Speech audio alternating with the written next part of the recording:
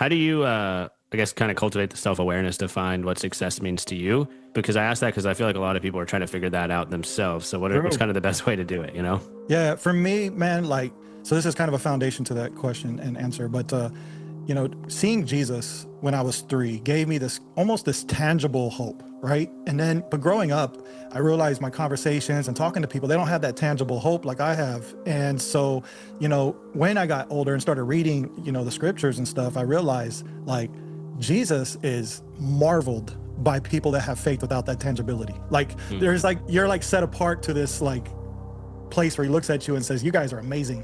Like Richie, he's cool. I showed him myself and he has faith, but I showed myself to thousands of people 2,000 years ago and they put me on a cross. You know what I mean? So it's seeing him is not really the answer to have faith is. And so, just thinking of, that component to start with, success, man, like when I'm reading the scriptures are our tangibility nowadays. Yep. Like people are like, oh, what, I want to see him, I want to hear from him, but that's why he left the word. That's our tangible thing now, is the word and hearing his heart, character, and voice through it. So saying that to say that when I go read stories like Joseph in particular, man, this dude had so much favor and success coming from, his father telling him check on his brothers kind of jealous, threw him in a pit. Then he rises up in a caravan, gets taken to, Egypt, and then gets put in Potiphar's house, is like, basically stewarding his whole mansion, and then has to deal with his wife trying to hit on him, and then he's like, nah, I ain't doing that, but then gets put in jail, but then comes out of jail, interprets a dream,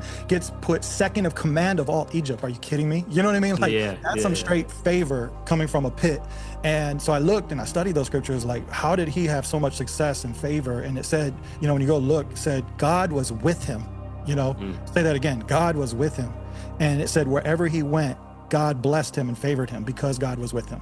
And so when you look at what is success, to me is, and it's why I wrote a book, Chris, is the builder of all things. Like we build things, but he builds all things, right? He needs to be with us in that journey, or you're not walking in success, because you're developing what you're doing out of your own strength. It's never success. It's success only if you're building it with him. And so that's how I define it. So what that means is it's not about where I'm going, it's about who I'm with. That's what's successful.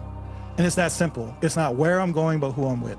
And that's how I define it, because the end of the stream or the river is dependent on my captain, the builder of all things. I'm just making sure he's on it with me in the journey. But now if you don't have him, you're more concerned at the end, or what's in the process at the end. You're looking at those as success milestones. We need to steward the boat on the stream, but not be concerned as the destination being the success point. That's it.